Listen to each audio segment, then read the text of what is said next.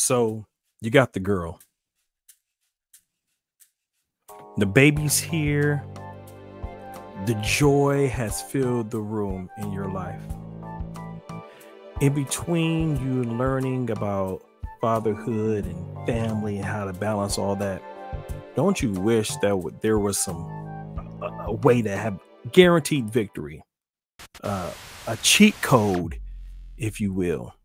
Because we live in a fatherless world and we are men doing it for the first time. Our fathers weren't married, so we're married. Our fathers didn't stay with their baby's mama, so and we're staying with them. So because we're doing this all for the first time, we look for ways to guarantee victory. And I'm letting you know, man, there is no way to guarantee victory, but there are principles that you can use to continue to move forward in this thing we call manhood, and this thing we call biblical manhood. And one of the things you can understand is taking responsibility. It is up to you to learn what you do not know. It is up to you to fill in those gaps, to look for a mentor, to look for someone to help you along the way. It is up to you to get good books. Look, and you're not alone. I got stacks and stacks of, look at it, stacks and stacks of books. Man of the House, Father Love, Tender Warrior, Family Driven Faith, Vodi Bakum. This is a new one that I just got into and finished up. That one real good. Look at that. Look at that. It is up to you. This one made a big impact on me by Brian Tome. It's good to be a man. There's a lot of things that we have to do as men to take responsibility. It is not your fault that your father wasn't there. It is not your fault that you grew up in a broken home. It is not your fault that you went through some trauma. It is not your fault, but it is your responsibility now that you're grown, now that you have the girl, now that you have the kid, now that you have the house, now that you have the job. It is your responsibility to do something about it. So what you need to do is fill in those gaps. You need to gain the knowledge, then you need to apply the knowledge. Wisdom is first fearing the Lord, but also is knowledge applied.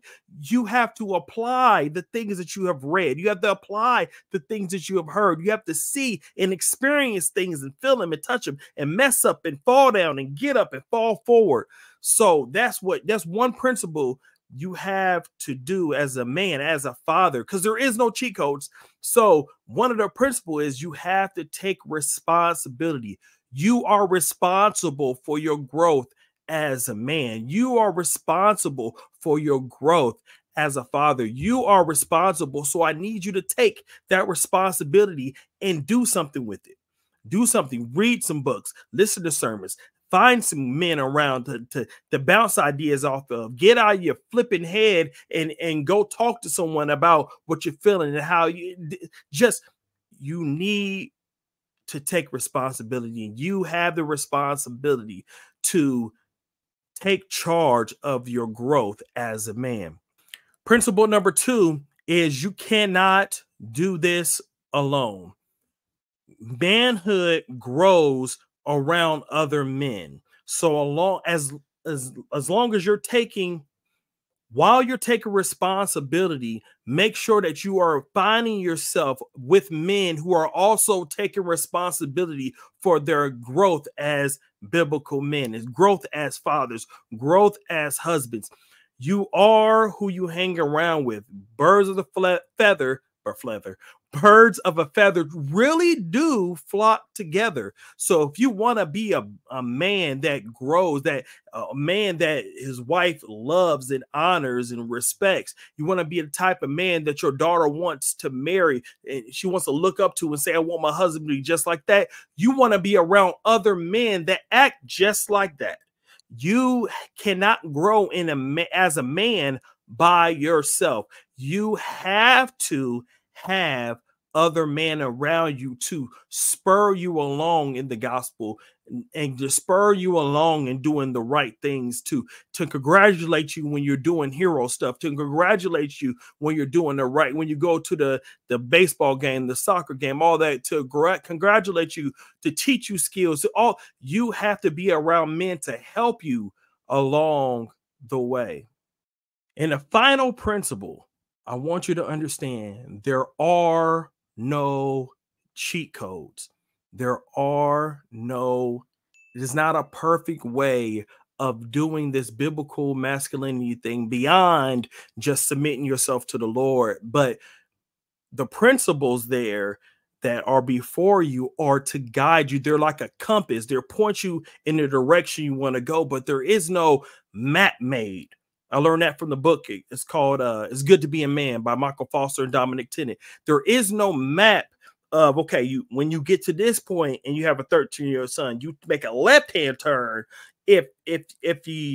so he avoid seeing pornea, or avoid seeing porn. You do this, and if you want your girl to do this when she turns 11, you do baby dolls with her 4 times, and you have to have 6 tea parties with her for her to grow up into the way that she wants you. There's no map like that. It's all, you have to have faith in the process of just growing and you just doing your best. You're going to make mistakes. There's going to be some issues. That's why his grace is sufficient for us. That's why his strength is made perfect in our weakness, because we are weak. We are weak, and it's okay to be weak in the Lord. But because we are weak, we are strong in him. So it's okay for us to rely on him, because he is the way, the truth, and the light. So apply these principles to be a great man. I'm gonna recap. 1, you have responsibility. You take biblical manhood. Manhood itself is the joyous, the glad acceptance of responsibility. So I'm gonna take on the responsibility to learn what I don't know and to grow where I need to grow, and I trust the Lord to fill in the rest. Then using wisdom, to gain knowledge, to gain wisdom, to all those things, and knowing that I cannot grow alone, I'm gonna put brothers around me, a band of brothers around me that's also serving the Lord, that is also stretching forward towards the mark of being a godly man.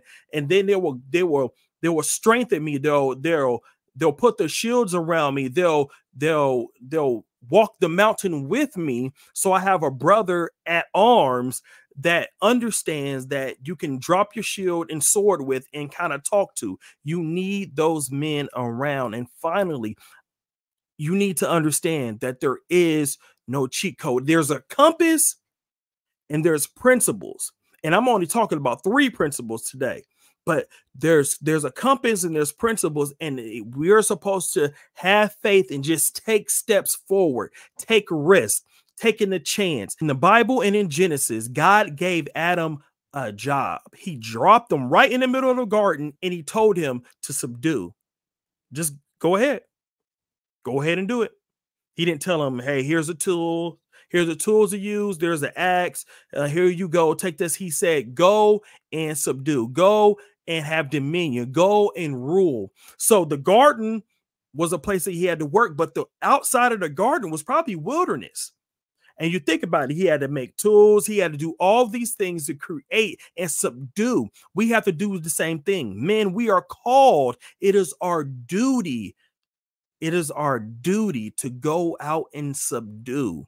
And in this vein, being fathers and being husbands, it is our duty to figure out our wives. It is our duty to figure out our children. It is our duty to pray, to sit at the dinner table and eat with them. It's our duty to ask questions and to say no and to say yes. It is our duty to go out and subdue, to create, to mold, to shape. That's what husbanding is. Husbandman comes from farming. It comes from to subdue the earth, to make something fruitful. It is our duty to do so.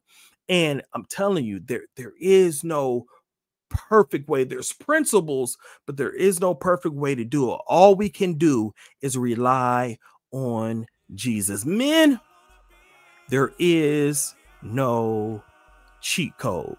As we wrestle with these principles, there's other things that we struggle with as men. Check out this video, and I'll see you next time.